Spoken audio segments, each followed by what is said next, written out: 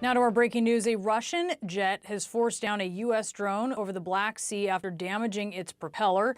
CNN's Oren Lieberman is at the Pentagon gathering details on this. Oren, tell us what we're learning about this. Brianna, this played out early this morning over international waters of the Black Sea, according to U.S. Air Force Europe. An MQ-9 Reaper drone, a U.S. Air Force surveillance drone or spy drone, was flying over the Black Sea when, according to the Air Force, two Russian fighter jets conducted what they're calling an unsafe and unprofessional interception. That's just the beginning of it. According to the Air Force, the two Russian Su-27 flanker fighter jets repeatedly flew in front of the MQ-9 Reaper drone, apparently in an attempt to disrupt or disturb its flight pattern, even dumping fuel in front of that U.S. Reaper drone.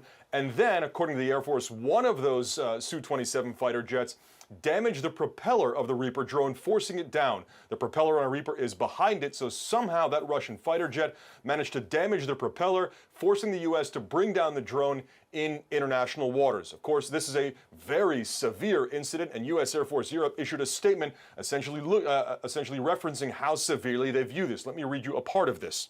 This incident demonstrates a lack of competence in addition to being unsafe and unprofessional. These aggressive actions by Russian aircrew are dangerous and could lead to miscalculation and unintended escalation. According to the National Security Council, President Joe Biden was briefed on the incident earlier this morning by National Security Advisor Jake Sullivan. So he was given that information about how this played out earlier today. According to the NSC, there have been other interceptions between Russian and U.S. aircraft, but none as severe or as potentially escalatory as this, where we see an actual collision in midair between a Russian fighter jet and a U.S. drone that forced down the U.S. drone. Of course, the key question now, Brianna, how does the U.S. respond? How severely do they view this, and how deliberately do they view this? Certainly the statement from U.S. Air Force seems to say that the Russians were very deliberate in flying in front of the drone, dumping fuel in front of the drone, and then damaging the propeller, forcing it down eventually in the Black Sea. So now we'll wait to see how the U.S. chooses to respond to this incident. We have also reached out to the Russian Ministry of Defense for comment. Brianna?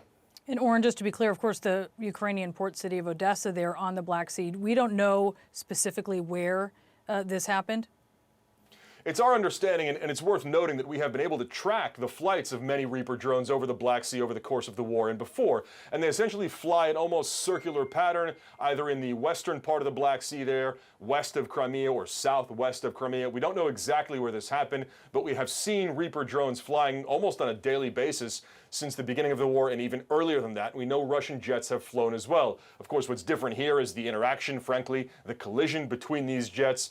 U.S. Air Force says it happened in international waters where both the U.S. and the Russians are absolutely entitled to fly under international law, but not like this. Brianna? Certainly not. All right, Oren Lieberman, live for us at the Pentagon. Thank you. Let's talk about this now with General Mark Hertling. He is a CNN military analyst, former commanding general, U.S. Army Europe and 7th Army. And David Sanger is with us as well. He is the White House and national security correspondent for the New York Times. All right, General, first off, just explain how significant this is.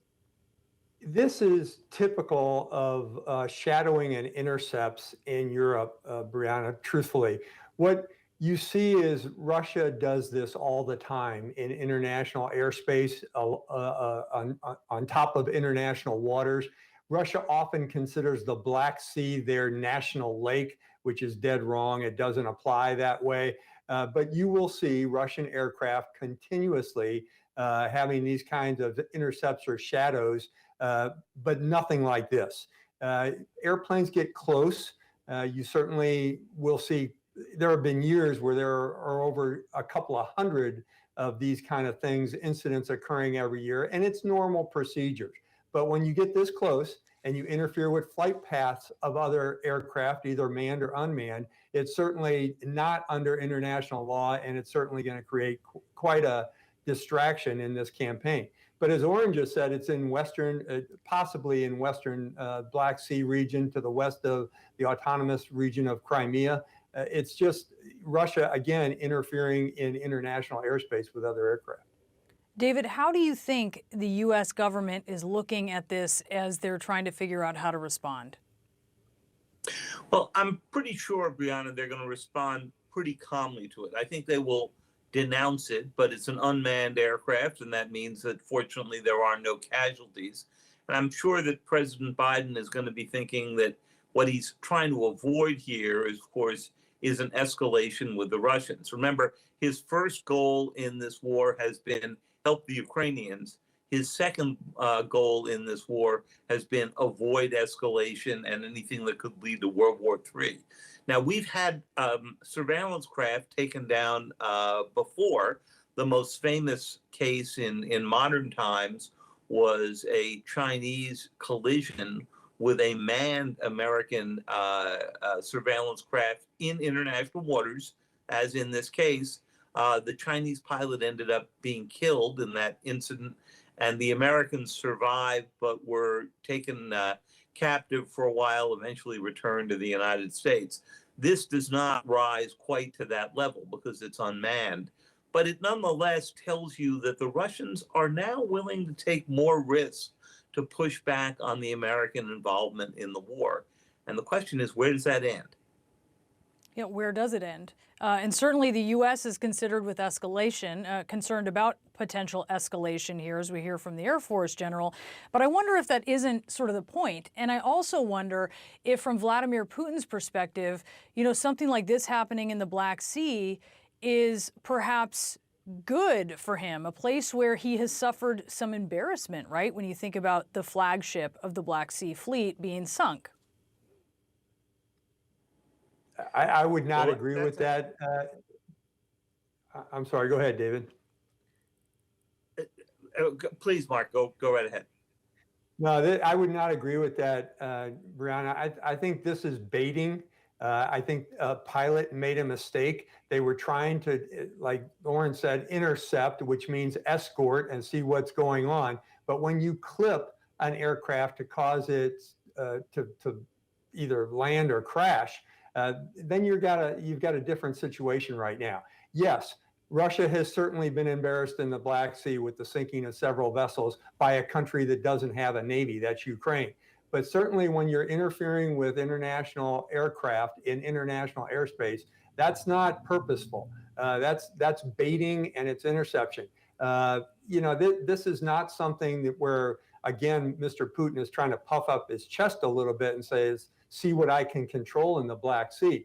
These Reapers were more than likely not only looking for intelligence, but also overwatching some of the grain fleets that are going through embargoed territory out of Ukraine into the Bosporus and up the Danube Canal. So these are things that are all parts of this. Again, all this is conjecture on my part, what that Reaper was doing there. But certainly when a Russian aircraft interferes, clips it, and knocks it out of the sky, that's a little bit more serious. And we haven't seen one of those things happen since this war began. Yeah, this is incredibly serious. And I wonder, David, how Vladimir Putin might respond to this versus how he might see this as something that obviously should be avoided. But how he might respond to this, you wouldn't expect that he's going to come out and give some heartfelt apology to the U.S. No, he's certainly not. And, think about the more recent case of the balloon, really another kind of surveillance vehicle that was over U.S. territory. And China complained when the U.S. took it down. But of course, in that case, it was clearly over U.S. territory. The key part here is this was in international waters. One of the big questions that Mark raises here, and that you do as well, is what's the level of intention? In other words, did Putin himself order this? Did the Russian military order this? Was this a Russian pilot who saw an opportunity and was sort of acting on his own? We may not know that, or it may take us a while to go figure that out. My guess is that right now the administration will denounce it, but that you won't see them take a similar action. And the reason for that is pretty clear. Putin has until now been pretty cautious about keeping the war inside Ukrainian territory. There have been some cyber attacks on Poland, but other than that, there has really been no case we've seen where they've gone into NATO territory, where they've shelled into that kind of territory. And I don't think Putin wants to bring NATO into this. So my guess is that both sides will probably cool it down, even while declaring themselves in the right.